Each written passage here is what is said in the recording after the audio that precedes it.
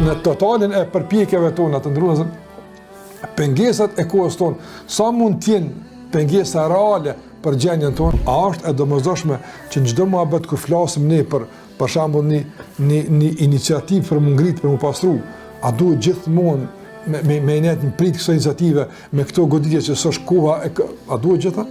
Dëshmia la ilaha illallah në momentin e vdekjes ka ndikim të madh në çka? Sepse vdekja ndron gjendjen. Çfarë kuptimi në gjendjen? Vdekja çka ndron?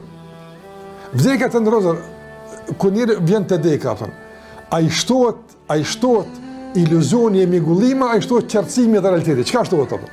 Por cili është faktori real, që realisht e dobëson përmirësimin, na plagështon, po si lodhje, po si probleme, cili është realiteti? Ligjëratët e serisë Libri Urtësive vijnë të mërkurën prej orës 18:30 në YouTube dhe në aplikacionin Enis Rama.